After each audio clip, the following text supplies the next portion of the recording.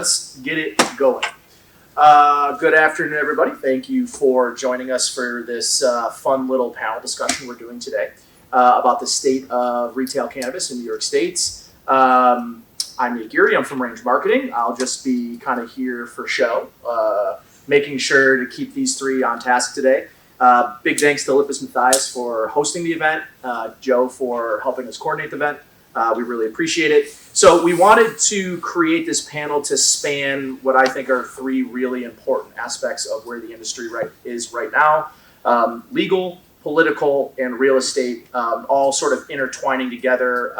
After we're done, we'll obviously open this up for QA for people that are watching remotely or that are here, that either are here now or walk in. So we'll kind of offer that up towards the end if there are specific questions. To my right is Joe Schafer of Lippes. And if you don't know Joe, I think every single person in this room probably knows Joe in some capacity or not. He's very, very well known. Joe is right now, just in terms of the legal aspect of where the industry is, a lot of applications, best practices. So we're going to get into a lot of stuff with Joe this afternoon. We appreciate him being here. And then we have Councilman Mitch Nowakowski right down here, who Joe and I both know and have known for a long time. And we appreciate Mitch, the Buffalo Common Council, for joining us to bring the political side of things, both from a city, and we'll talk a little bit more about suburban politics, some of the differences between that, and I think some of the difficulties that people are finding. And then lastly, down at the end, representing Hunt Real Estate, is Derek Zieziula, who's going to kind of provide some of the hurdles we're seeing right now, and we'll talk about throughout the application process on the commercial real estate side of things. So that's really kind of the introduction portion of this. I want to hand it to Joe to sort of set the stage on at least the first thing that we're going to talk about today, which is the card licenses, what the process is right now, some updates and time periods, things like that. So Joe, I'll hand it to you to take away. Yeah, thanks, Nate. Thanks to everybody who's here in person, and thanks to the masses. I think we've got about 1 million people online right now. So yeah, Q&A, Nate's going to be monitoring those throughout, but we'll probably answer them all at the end. Mm-hmm. All right, so I mean, state of retail cannabis right now, I don't think you can talk about it without talking about the CARD program, C-A-U-R-D, Conditional Adult Use Retail Dispensary Program. This was the state's first attempt at really figuring out how are we going to get the cannabis that was grown by the conditional cultivators or the products manufactured by the conditional processors into consumers' hands. It was actually around November of this time last year, when the first injunction against this program held up rolling out of retail in 5 of the state's 14 economic development regions, one of which was here in Western New York. That injunction was ultimately tailored to only Finger Lakes, where my colleague Alexis sits, so Rochester was under the injunction. There were 13 regions open. We opened our first conditional adult use retail dispensary in December of 2022, which met the state's goal of getting retail up and running by the end of the year. But since then, there have only been, I believe it's 26 more. It was actually 3 this week that got greenlit to open up because, once again, there was another injunction filed by a service-disabled veteran who felt that the CARD program did not meet the goals of the Marijuana Regulation and Taxation Act, our state's cannabis law, which seeks to prioritize giving licenses to minority-owned businesses, women-owned businesses, distressed farmers, service-disabled veterans, and where CARD looked to give the first dispensary licenses to those individuals who had prior convictions or, alternatively, were nonprofits who served those communities disproportionately impacted by cannabis prohibition. It didn't cater to those service-disabled vets, where it was originally going to be 150 licenses. Office of Cannabis Management expanded that program from 150 to, I believe, it's about 463 awarded licenses, but only 27 operational. That's what that new case is standing in the way of. Now, what is the state of CARD? There is, as I mentioned, it's called the Fiore case. Fiore is an injunction that's holding up unless given special dispensation by the court by way of a preliminary injunction, all awarding of any additional retail spots in the state right now. So that's why where we were expecting to see 100 plus dispensaries, we're only at 20, I think it's either 26 or 27, which, you have 360 plus farmers licensed, you have around 50 processors licensed. And folks are really looking for areas where they can sell their cannabis. And so there's a lot of products that are still in warehouses that are not on shelves because our program really hasn't been expanded in mass to the New York State consumer. We're sitting, half a mile, 2 blocks from Dank, which I'm sure Mitch is going to talk about quite a bit. But right now, the retail rollout has been very, very slow. And I think the issue is with the prevalence of sticker shops, which we'll talk about. There have been some stopgap solutions with cannabis grower showcases, but in the end, those are temporary solutions to what we'll talk about in a second, which is ultimately the permanent market opening up. The application window opened up 2.5 weeks ago, but again, I don't want to jump too far ahead. That's where we're at. That's where CARD is at. Absent, reversal of that injunction, CARD licensees are kind of stuck with either what they have, which is a license that cannot turn operational, or they can reapply through in the current window, and you can actually put your CARD license application number on that in your permanent license application. So current state of the application process, I know we talked a lot about this, us four, earlier this week when we met in preparation for this, and Joe, kind of kicked this to you to kind of kick down, but the application process, the windows that currently exist, we'll talk a little bit about that. And then I think the relationship between these retailers and the success of these retailers really relies on having relationships at the municipal level. And, that's kind of why we have Mitch here, is that kind of help understand why that's so important, why to have those relationships, with your local councilman, because that's really where you get on the map and this process can begin. But talk a little bit about the current process, the window that's actually been extended, how long that's been extended, and who that kind of 30-day window is for. Sure. So the permanent applications, right? Non-conditional. No eligibility criteria to get in. Although there are certain ways to boost your probability of getting a license in what I like to call the permanent window. Those applications opened up on October 4th, so about 2.5 weeks ago. There are 2 different application windows, and because of that issue that we've had in retail where there's only a few open, the state is prioritizing review of 2 different licenses that can apply, showing proof of control over real estate. So that is the adult use micro business license, which is the only vertically integrated license, for those unfamiliar, in New York State. It is seed to sale, although the amount of canopy space you can grow on is very restricted. Think your microbrewery or a small time distillery. And then there's obviously just your plain adult use retail dispensary. So that is it was initially a 30-day window, it was supposed to go October 4th to November 3rd. Which is why we rushed this, so that we could alert people of this window, make them aware of it, and right. The hurdles that exist. Right, but then the state found out that we were giving this presentation today, and they said, look, we know however many people are going to tune in, let's give them another 14 days because they're just going to get quality content out of them. So here we are, everybody. We were able to move that deadline for you with the state. It's no coincidence that maybe there were some other factors at work, but this is a pretty high-powered panel. So thank you, Office of Cannabis Management, for accommodating our schedule, and I guess you're welcome in a lot of ways. Yeah, you're welcome. So what was supposed to be 10-4 to 11-3 is now 10-4 to November 17th. That's the priority window for micro and dispensaries applying with control over real estate. Control means either a lease agreement or a deed, no letters of intent. Derek can speak to that. I don't want to, take that away. And then if you are applying for those 2 types of licenses, or tier 1 or tier 2 cultivation, indoor only, adult use processing, distribution, retail dispensary, that window, you have to have real estate for all but the dispensary and the micro. That window is open now through December 18th. So that's if you do not have.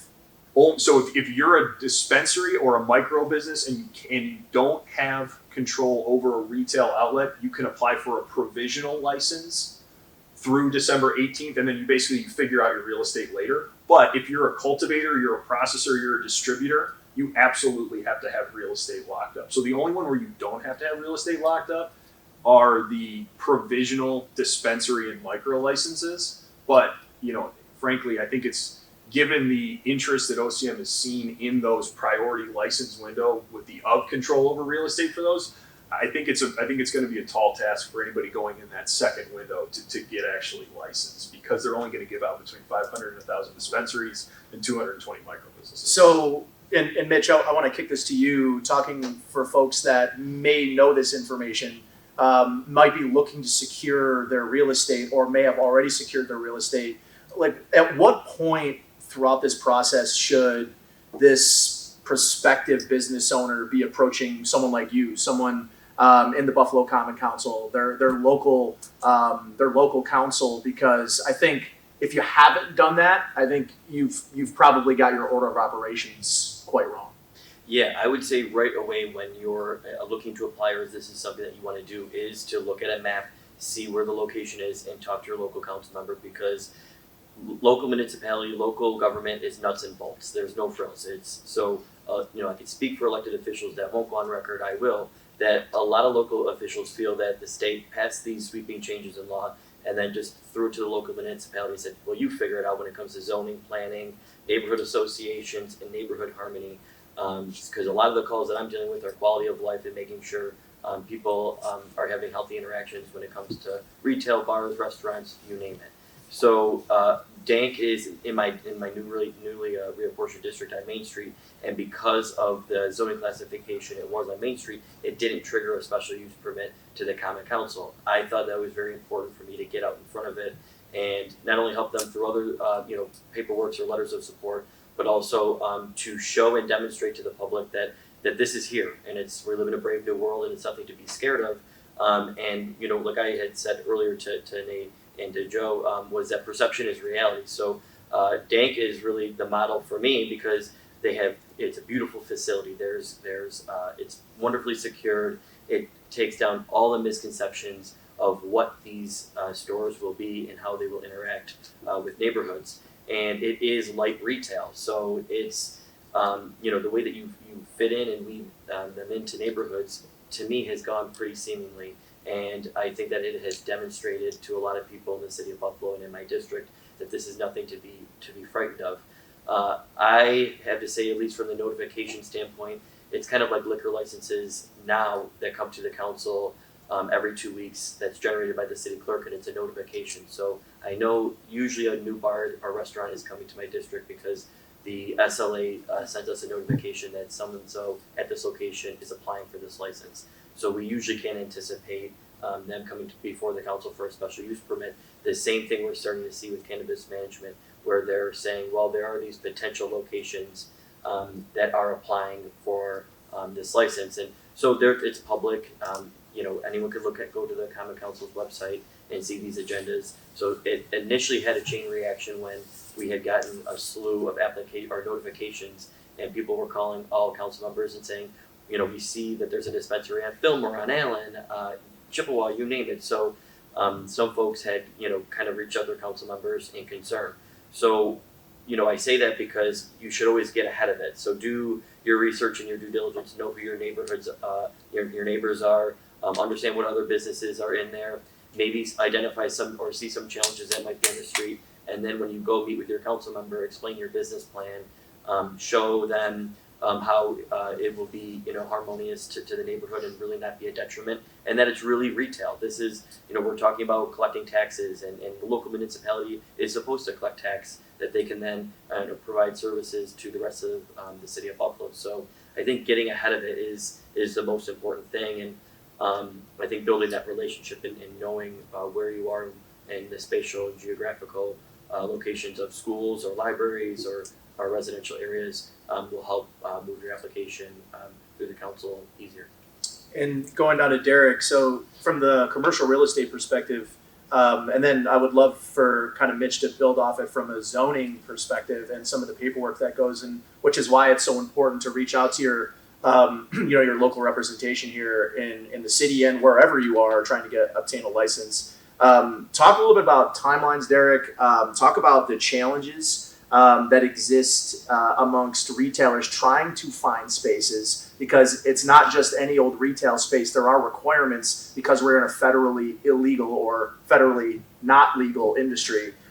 What are the challenges that prospective business owners going to face looking for commercial real estate? Well, for tenant protection reasons, you kind of this process is going to take a little while. So it's not something you want to do like a week before you're planning to get your license or want to open, because, just drafting a lease in itself is going to take about a week, sometimes even 2. And when you get closer to that timeline, you give up a lot of leverage. And if you space it out, and then you can also negotiate, because you're bringing value to these spots, especially on the dispensary side. Like, take an example, if you take an empty building and you put a dispensary in there, that's going to be more attractive for other businesses. So you're doing these landlords a favor, and seeing your value within that is very important in this, because, I know personally, say I have a sub shop, the dispensary opens up, that's more attractive because I'm going to get some of that foot traffic, because I think everyone is in agreement that this is going to drive business. Business drives business. So just off that fact, you're going to catch some foot traffic for that, which is going to make that spot more attractive. So kind of instead of seeing like almost begging landlords to give you that opportunity, like what are they offering you? So when you're negotiating your leases, you got to do it in a way of you're protecting yourself. Like Joe might be able to speak more on this from a contingency side of things, but there's other routes if they're looking at contingencies differently. You can do like a unilateral with 6-month lease or notification of termination, as long as you give them like 6 months ahead of time that, hey, we're gonna have to terminate the lease. That's the way you can go about it. Tenant improvements too, asking for free rent, 6 months. They're all startups. You might need 6 months to kind of get your feet under. You'll pay the utilities underneath. These are all things that you can ask, and a lot of people kind of don't even know this going into leases. So it's really about just protecting yourself, knowing the value that you're going to bring into these businesses and these landlords, because really your business is going to raise the value of that property. So it's really just about that. And the longer you wait, if you're holding on to it, you're giving up leverage. And then that's when you can sign a deal that's not favorable for you. And then things can go south real quick like that. So I think some of the and another thing too, I've noticed, know the space that you're realistically going to need. There's been some companies that are really great at understanding they don't need 5,000-6,000 square feet, but there's some that are looking for a lot of size, and you don't really need that. I think you can comfortably run this efficiently with 15 to 2,500 square feet, and just by doing that, you lower your overhead costs. And then when you're in your budget, instead of paying for a space 5,000 square feet, you're only paying for 2,500, and that saves you a lot of money. And that's more money that you can invest in yourself and in your business to help it grow. So it's really just kind of realistically understanding you don't need a massive spot. Get a nice little spot in a nice trafficked area. Keep the place clean and actually care about your business, and it'll grow just from that. And you're bringing in a lot of value to landlords. So understanding the value that you're bringing to them is important. Because a lot of times the landlords almost talk like, why should I take you? And really give yourself options, and don't just have a mindset of I'm only going to look in a specific area. Be open to looking in a lot of different areas and see what a lot of different areas have to offer. Mitch can speak on this and one time, because a big concern for dispensaries in general is the sticker shops. They don't want to go into Buffalo because they feel like they're going to be outphased by the sticker shops. And, that's an understandable concern, but I wouldn't just totally not look at Buffalo because of that. And because the less options you give yourself, the more leverage you give the landlords. And it's all about protecting yourself. And you don't want to take advantage of anybody, anything like that. It's a win-win, and, winning together. And you want a good relationship with your landlord, because these are people that you're going to be doing business with, hopefully, for a long time. So having that good relationship is very important. And also too, asking for like tenant improvements and like tenant allowances. The longer the deal you sign, and you can structure it for options to kind of help yourself, but the longer the deal you sign, the more likely the landlord is going to work with you, because it's locked up and it's secure. If you only want to sign a 1 to 3 year lease because you don't know about the location, they're going to try to get every penny out of you that they can. So it's all about just understanding how to structure the lease to protect you and save you money and invest in your business. So I'll shoot that back down to you. Yeah, Mitch, I know you can't speak for every district, but I'd like you to kind of explain in your mind maybe where the most ideal place is in your district. But but maybe talking about some of the other surrounding districts. What are the sorts of areas that you believe are set up for success? What types of areas?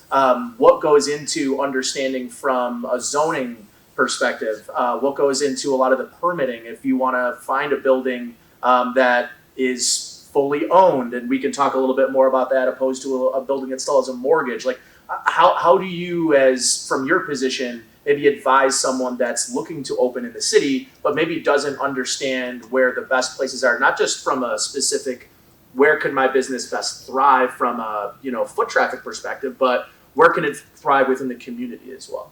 Yeah, that's a really good question. I'd like to also talk about the sticker shops too. So when the Office of Cannabis Management briefed council members extensively over the course of 2 days of what this means, at least from their side of what it looks like to a local municipality, that there is enabling legislation that they would work with other agencies to be able to respond to go to shut them down. And I mean, you could call it, at least from my district, you could call it a crackdown. I mean, I don't have any tolerance for that because we have licenses and this has been legalized for a reason. So we can't punish people that are trying to do it the right way. And also by being legalized, by getting the proper licenses and opening up, consumers are safer. You know what you're ingesting, and that's just health and safety when it comes to what people are putting in their bodies. So I'll always take a tough stance where, if we're going to do this, we're going to do it right and make sure that people are licensed, but also crack down on those that are illegally doing it and having operations, but also working with local authorities like the Sheriff's Department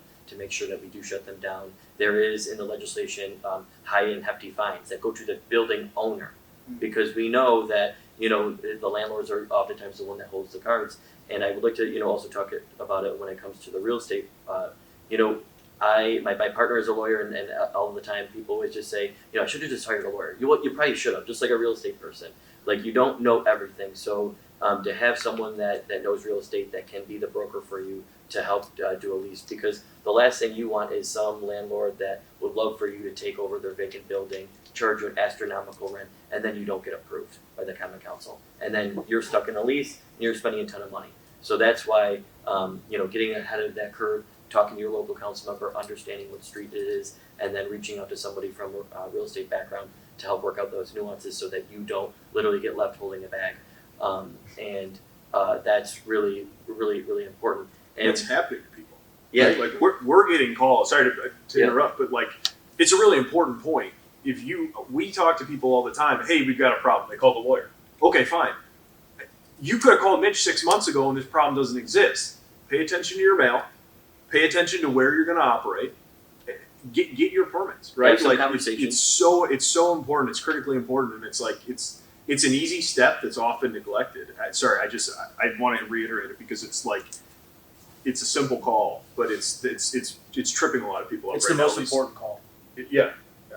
Or Sorry. really, it's not even so much as a call as City Hall's right downtown. Go walk in the office of your local council member, build a relationship, bring a coffee. I don't know, have an opportunity to start building relationships with your local council members, because that might be the relationship that helps you and when you're sort of at the 5-yard line, so to speak, of these processes, because you don't know what you don't know until you ask. And I know from Joe's perspective and for you, Derek, I think a lot of people are asking the questions to the wrong people. And for you, Joe, there's only so much you can do in the application process. You understand the standard, but what's your advice to people right now that might have real estate locked up, might have already had conversations with you? What is sort of the order of operations for you first? What's the first thing you should be doing? Now, for folks now with 20 something days left in this window, it might be a little late to restart this process. But if you were to advise someone on what's the order of operation of who you reach out to first to make yourself the most successful or the most likely to get your license approved? Yeah, I mean, the MRTA is requiring all retailers to notify your municipality, microbusiness or dispensary, that you're going to operate in their town. We've known this since March 31st, 2021, when this legislation is passed. And every single client that we talk to, my first recommendation is if you call, do you know where you're going to operate? And that goes beyond the retailer, right? Like I'm sure if a processor or an indoor cultivator shows up in Mitch's district and he doesn't know about it, he's going to want to know that. Yeah. He's going to want to make sure that operation is top notch. And it's, I look at this, I have looked at this so often from the state level, okay? I can tell you what the state's going to do. Luckily, Mitch and I went to kindergarten together. So I'm hoping he would pick up my call now, since hopefully. But it's, in the end, I'm the attorney, right? Or Derek's the real estate agent. But it's got to be the business owner to the municipality. Introduce yourself, get familiar, because right now, with these municipal notice requirements, you need to upload, if you're a dispensary or a micro business, on your license proof that you notified your municipality that you intend to apply. Not that you're opening, that you intend to apply. And this comes across Mitch's desk and he's like, who the F is this person? Right? It's on the municipality to actually give an opinion. This is in the MRTA as well. You can give an opinion. If Mitch sees you and he doesn't like you, he can say, we don't support these guys. And guess what? OCM's never going to look at that because they can't deal with your local issues. They can only deal with the state level issues. So if you've bothered somebody or you intend to operate in a place where you don't know where the rules of the road are, that's a big problem. I take this as they can say, no, we don't want you here. We express no opinion, and we're working with the client on that right now to try to change that. Yes, we support them, and I think there's another option under yes, we support them, which is not only do we support them, here's our letter of support for these guys. And that's, to me, especially in this priority round, like right now, if you're applying with real estate, and you can prove your municipal notice and the municipality is behind you, I don't see a much stronger application outside of maybe the demographics of coming from a community disproportionately impacted by cannabis enforcement. So one thing I wanted to add to that too, because this is where you and I have been having a lot of conversation lately. It's not just real estate on these applications that are required. It's also POS. You have to have a letter of intent to sign with a POS company. What other small aspects of this application are required that maybe people don't know? Yeah, and I'm gonna ask Rachel and Alexis to check me because they're doing this as much. So vendor POS, if you're gonna be doing anything other than vending, you have to have an inventory tracking system. So seed to sale tracking. There is a labor peace agreement requirement where you have to enter into a labor peace agreement with any union, but right now there's really one game in town so far as we understand it. And if anybody on the chat knows of another one, all I know is it's Local 338. You got to sign your labor peace agreement. It doesn't have to be uploaded as part of this application, but you cannot get a final license in New York State without a signed labor peace agreement. I'll let the labor and employment attorneys talk about what that actually means, but it's basically like it's a handshake deal that we're not going to get in one another's way if the union tries to organize or if the union tries to unionize the employees of the company. What am I missing? I'm trying to think. Lease. Agreement. Lease. Yeah, any sort of control over property. But what's odd, Nate, to me is like the Friday before applications dropped on a Wednesday. The Friday before, going in, every single person in our cannabis group probably would have told you that we expected this to be a merits-based application. How strong is your business? What does your business plan look like? Realistically, it's much more of a lottery system than we expected it to be right now. And so getting the application right the first try. Don't get your name pulled and not have the application right. Exactly. And I think really this is, another huge reason why these guys are here, and the state waited for us and kicked us out those extra 14 days. The two biggest pieces are municipality. Do you have at least a letter of we're not expressing an opinion, or like if you have municipal support, so important, and if you don't have your real estate locked up, in a lot of ways, don't bother. Yeah. I don't. That's a gross overstatement, but sorry. And so I've written 5 of those letters so far from my office of people saying, look, this is where, and so I kind of go through the gamut of every single application. So when Nate said, well, where is this most attractive to you as a council member that has to, be responsible for all of this, and to really contain issues and problems, but also promote density and walkability. So when I see an application on Elmwood or Allen or in Larkinville or on Chicago Street where this is an urban area, I live in the city for a reason, I need walkability, I need density, that's sales tax, that's revenue, that's people on the street, it makes it safer, people are shopping, and then there's that spillover effect in commerce. So that's usually what I'm always looking for too. And I think when Derek said, you don't need a huge leasing space. If you're saying, look, I could take a smaller space and really make this look nice. And we were going back to the suburban, from the suburbs, and I'm some suburban kid that got elected in the city. But I use that to my advantage. Like, if it wouldn't cut it in Orchard Park, or my mother would say this place looks dirty and disgusting, then it's not my threshold. So I don't know if you've ever seen, but like Dylan's Candy Bar in New York City, it's like this beautiful, it's clean, it's bright, it's inviting. Perception is reality. So if you're walking into somewhere and the square footage is small and you're like, wow, this is inviting, because we keep going back to the same term, it's retail, it's light retail, it's like a boutique, it's a shop. People aren't going in and out of there smoking vapes and hookahs and people congregating. It's not like that. People are going in there to legitimately shop. So after 4 years, being in office, I've heard every pitch you can imagine and see. So if you can condense it into like 10 minutes of like, this is where I'm operating, this is my business plan, this is how much money I think I could bring in. I know my neighbors. I'm going to talk to them. I'm going to make sure they're cool. And if there's any block clubs or neighborhood associations that are adjacent, like I'll go with you and explain my business. You're willing to be like a partner and work with your council member, you're going to see a really positive reaction. So that's why I felt comfortable to be able to write a letter. My staff can't write it fast enough. They're coming down my door once that the one member of 9 is writing letters. They seem to be all concentrating in my district, but that's really from my point of view, really important, especially when you're asking for a letter of support. My name's on the door, my name's on the letterhead. I want to make sure that you get that you're up to snuff. And if you are working with a lawyer or a real estate agent, always say that, because that just to me signifies that you're very serious in what you're doing.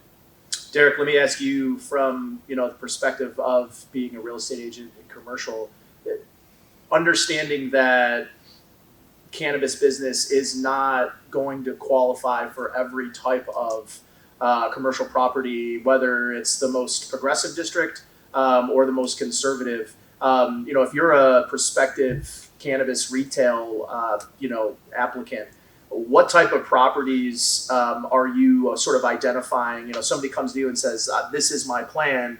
What are my options? Where can I go? What type of lease agreement should we be looking for?" Like, in your experience right now, understanding that there are a lot of limitations, what are those limitations, and kind of what's your advice for sort of navigating that? Well, something I want to add too is make sure when you're looking for spaces that you either you have some form of representation that knows the market and what is actually being priced. Some landlords are phenomenal. I also know some that see this as, I'm going to overcharge because it's going to bring in a lot of business. So you're going to pay a lot extra per square foot than another business would. And they're kind of banking on the fact that you don't know that sometimes. So it's very important that you either do your own research or you get representation that that's what they do. So in knowing your market and walking in and understanding that the average of this spot is say $14 per square foot, why are you charging me $25? And they're like, well, this is the going rate. And then you can actually have examples of really, because down the street's 14, right here is 13, this is 9. Why am I paying $25 a square foot? So that's very important to kind of understand. And also too, understanding who owns the property, what money's in the property. If there's bank involvement in it, you're probably not going to get that property, so you're going to need the property straight out owned. So understanding the landlord, his intentions, his views on it, because even if the landlord owns the property, he might not want to work with it. So also too, I came across a scenario too. This was kind of new to me as I ended up finding out. I was speaking to another broker who had a spot, and he had mentioned that a dispensary wanted to come into that spot, but it turns out it was zoned with specific tax credits. The bank that was giving those tax credits, even though the landlord, the broker, it was zoned correctly, perfect, the bank that was giving the tax credits that had no money into the building said no. So looking into things of like, is there tax credits or something that can go into this building? How are the banks viewing that? Because if you get everything lined up on a landlord, everything's good, and then all of a sudden, and there's been scenarios where people were putting $40,000 into a building, and then that's another thing that you want to check with your municipality. Make sure everything that's required you have, because one little thing's off, and all of a sudden the landlord changes his mind, he sells the property, the new landlord wants nothing to do with it. All of a sudden, that one little thing, that's grounds for your termination, and you're not getting that $40,000 back. You're not getting that money back. So making sure everything, hire professionals, then in their genres specifically to save you, because in the end, it's going to end up saving you. So they're just kicking over the Mitch. And just to like kind of piggyback off that, just so people are like understanding like this, the way the state of New York does tax credits, either historic or preservation or affordable housing, is they give the developer the tax credits. The developer then takes the tax credits and then sells the credits to have liquidity up front to do a development. So just understand, when you're going to a neighborhood, do you see a project going up? Do you see something like that happening? Because then that goes back to that banking section of the finance. Yeah, where everything kind of was perfect, and just that one scenario where those credits, and somebody who has no money into the property says, no, I don't want it, and you can't go.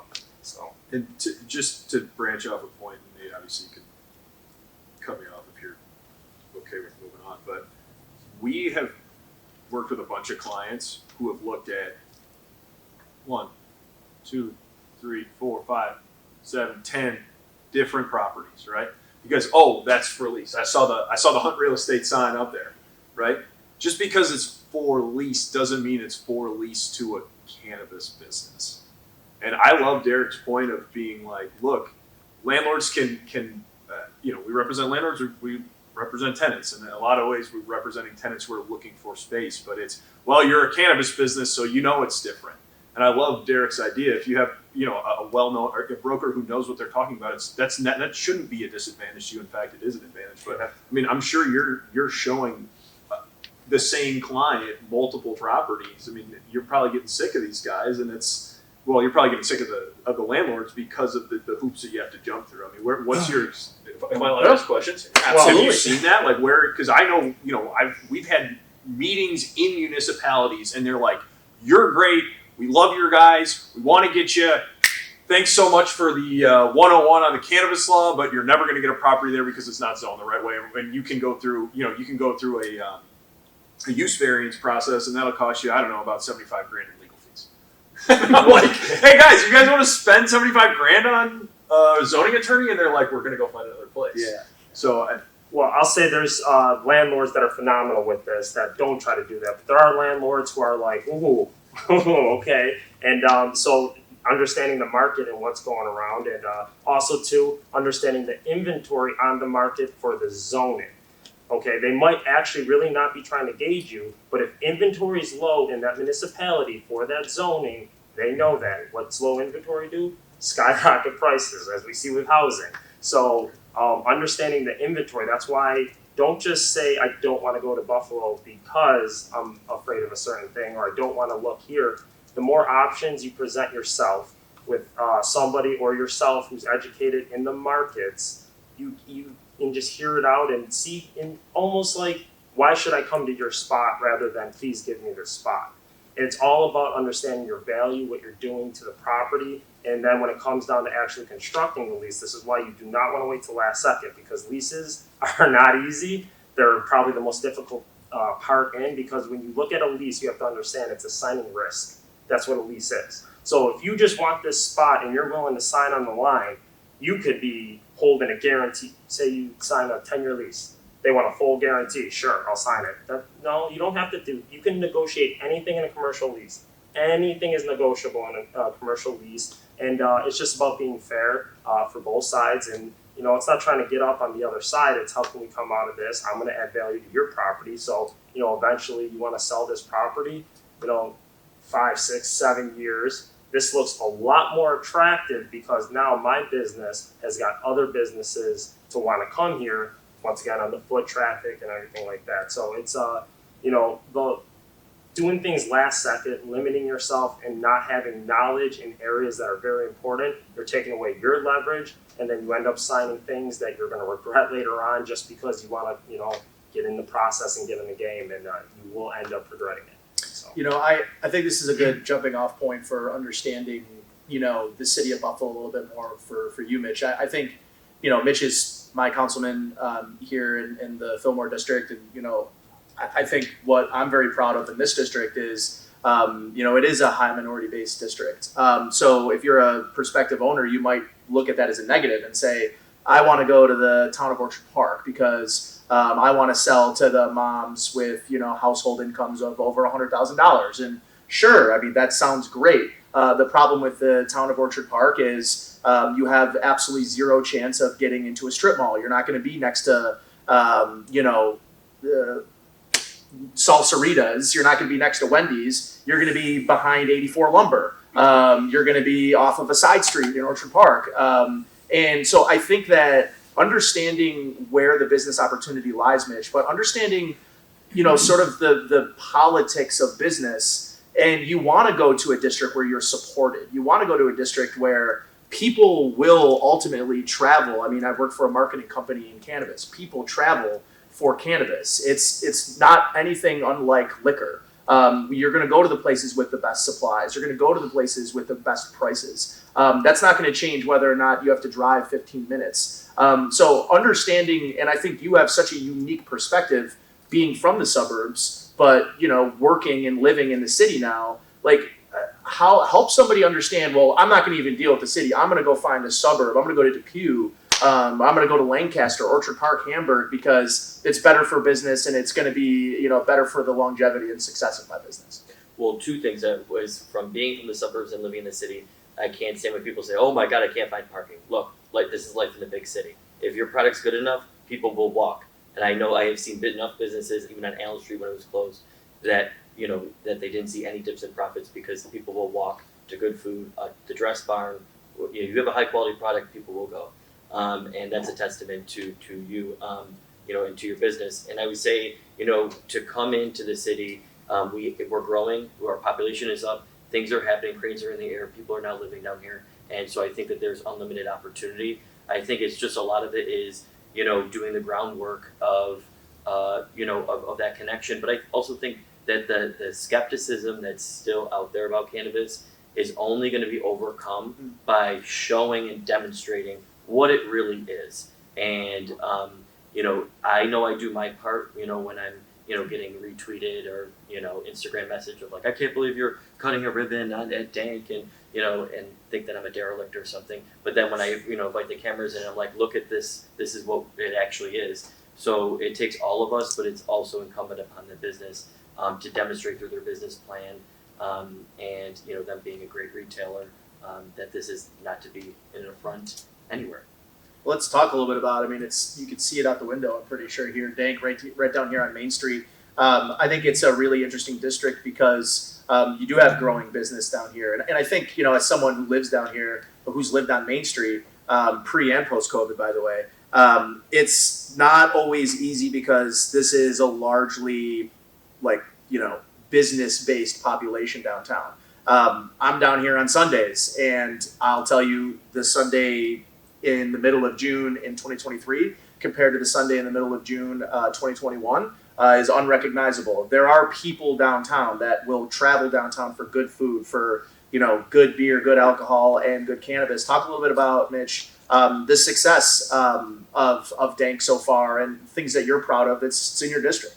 Yeah, I think it's the relationship that businesses have with each other uniquely. So when you have not only you have Seneca One, you have Canal Side, you have the sports arena, you have Cobblestone, and you have developing restaurants and businesses like the Zieziula and Fatty, and people coming down here and realizing, wow, downtown is not so scary. I was telling some of these guys earlier where I come from the suburbs, so my family always calls the entire city downtown. Like, downtown is an actual census tract. It's an actual neighborhood. People live here. No, Mom, you're in Allentown right now. Yeah. To differentiate, the neighborhoods that not only culturally, we know as Buffalonians, but quite literally through data and statistics. And from 2010 until 2000 and to the last census, you saw downtown living skyrocketing. And you're only going to see that happening and going, and it's all because they started a new cool trend. But I can't wait till I'm the downtown diva of downtown one day. But people are living down here, and you have businesses that actually play off of each other. And when people are going to make a trip, it's kind of true. Like when you're growing up with your family, they're like, all right, if I'm going down there, then I'm going to go to this store and that store and this store, and then I can do that. That's how really consumerism and people go. I don't see people spot going to just one restaurant and then not meandering to another. They usually are, if they're coming down here, they're going to have a large spillover effect. But that also means that if you're opening up a store, to have a good working relationship with with all the restaurants and establishments adjacent to you. I think that kind of speaks to the responsibility that businesses and also service providers, I mean, like Derek, Nate, and I, and look, Mitch, obviously being as outspoken as he is, and frankly brave, I think, to take this on. Like, I know that, in a lot of ways, I'm known as the pot lawyer, the weed lawyer, and they say some people, especially, It's like Better Call Saul a little bit. Yeah, no, it is. So And in a lot of ways, and it's like, oh, he's the weed lawyer, and I'm like, I had somebody call me. They're like, "You're the weed lawyer," and I'm like, "I'm a corporate mergers and acquisitions attorney with a regulatory specialty in the New York State cannabis market. Thank you very much." But it's if you're in your 60s, it's like there's a certain demographic of folks around here who are like, shame on you. You need to go to reconciliation and go tell your priest about what you've been doing. And I think like the greater point is, in a lot of ways, the cannabis industry. I think this is what attracted me to it, was that it's a little bit, it's always been around. It's been around forever, but legal cannabis is young, and I think the responsibility that we all bear, business owner or representative or councilman, is you're putting a good face on this, because we're not just selling it to, we've already sold it to ourselves in a lot of ways, right? Like Taylor Tobias is here from Alpha Rooted with everything that Taylor does, also rocking at Wayland hat. Taylor, another Orchard Park guy, by the way. But I'm a Hammer guy, so it's okay. You're not. You're downtown. You're downtown diva. That's all you are. That's exactly right. I think there's a responsibility that every business owner should know when you have the municipality meeting, when you have the meeting with your landlord. If you can put a good face on a cannabis business and we can stack these wins, this should be a lot easier in a couple of years from now. And I think that if it's I'm a cannabis business, I'm going to open up a dispensary because I want to make a lot of money. Even if you do, good luck, man. But recognize that there's a little bit more of a heightened responsibility to it, and I think that look, Range operates in mature and immature markets, right? You see what California, Colorado, Oregon looks like. We're not there yet, and there's a lot of educating that has to go with it. And I think it takes, maybe this is maybe I'll run to be with Mitch in another district, but like it takes a lot of us. We've all got to do it. And it starts with the business owners. It does. I will say, being in the cannabis industry now this will be 5 years for me in December. I hope that New York State does not become California, does not become Colorado, the first states to sort of trailblaze, have made a lot of mistakes, and continue to make a lot of mistakes. Everybody sort of views California as this perfect cannabis market, and couldn't be further from it. There are still counties, there are still municipalities that are completely illegal from a medical and recreational perspective. Go through Orange County and see if you can find someone selling weed legally. You won't. And it makes business very difficult. And it's a lot of politics. But the city of San Francisco, which, in actual population is just over 600,000 people, there are 71 recreational cannabis licenses in the greater San Francisco area.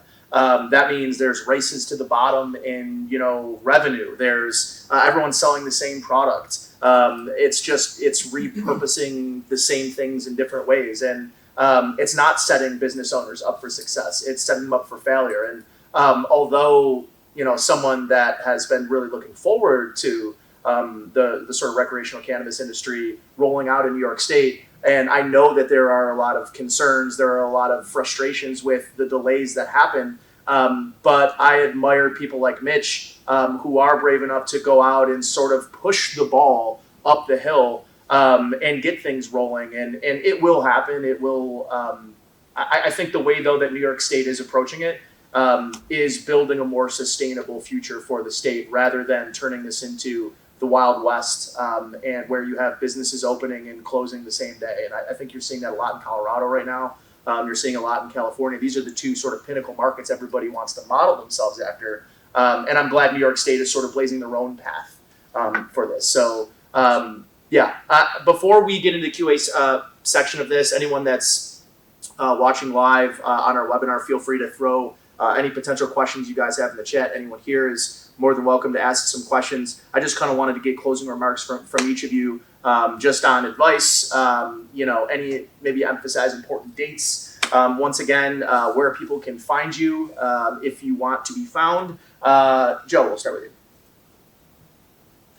We have a website. You can use SEO marketing to find us, I believe. Yeah, no, I mean, look, the dates, I think the one thing I would reiterate, that we haven't touched on is this is the first window. There will be other windows, whether to transition a conditional license to a permanent license. We expect that, or OCM has said that's going to be coming in early 24. If you don't get a license this round, we don't know what's going to happen there will be other rounds. We don't know if those are going to be more merits-based rounds or if it's going to be another lottery. They told us it was effectively a lottery the Wednesday before, or the Friday before applications open on a Wednesday. So I think being nimble and being willing to roll with the punches like our team does on a literal daily and if not hourly basis when we've found out we can't use another property or we need to go get some certificate of occupancy or certificate of use.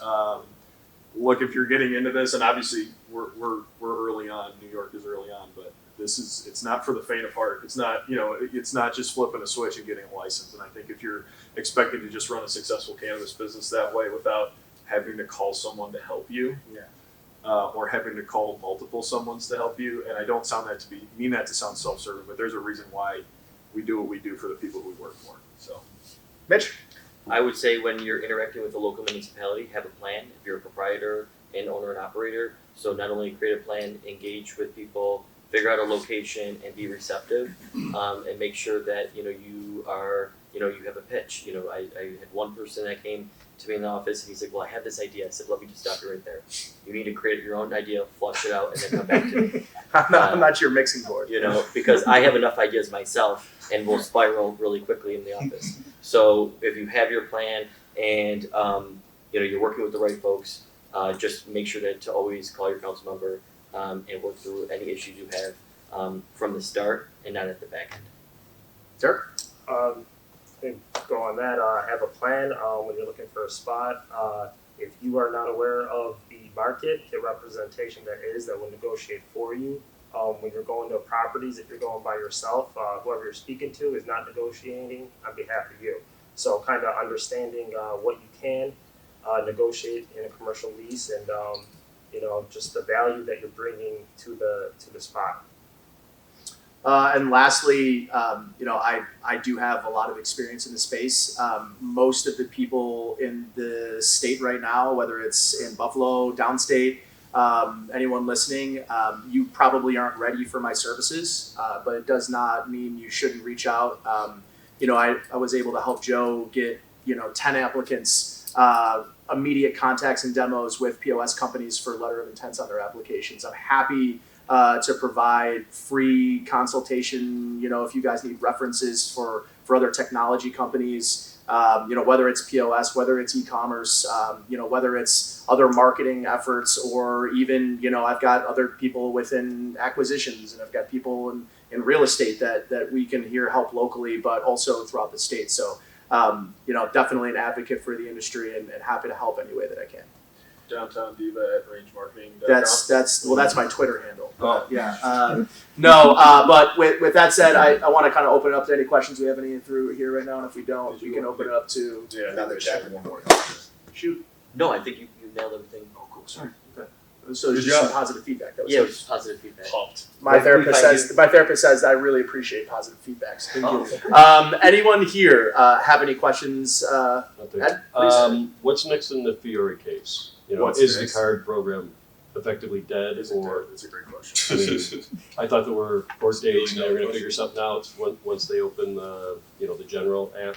But So say the last part again. I thought maybe something would happen with the card case once they open general apps Yeah. and they start getting a plan. Is there anything on the docket that there's going to be some kind of? Yeah, I mean, I was a litigator for 3 years, and I was way too soft to continue to be that type of person. So I can't tell you the day to day. Although we get docket updates. My understanding is it went temporary restraining order granted, preliminary injunction granted. They're going for the plaintiff's goal in that case is to get a permanent injunction. The defendants, who are Office of Cannabis Management, would be to get the preliminary injunction reversed.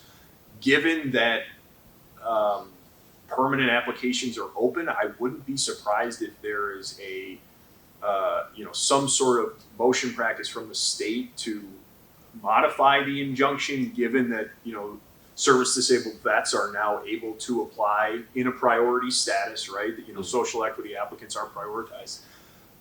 Is card dead? I don't know. I mean, I can't speak on behalf of OCM. No, I get it. I just, No, but where's your gut? What's my gut telling me? I don't know what the AG's office is doing. And the issue that they're going to have to fight now is there was a recent submission in Fiore that says, oh, by the way, we noticed that, put your card application number on the permanent license application.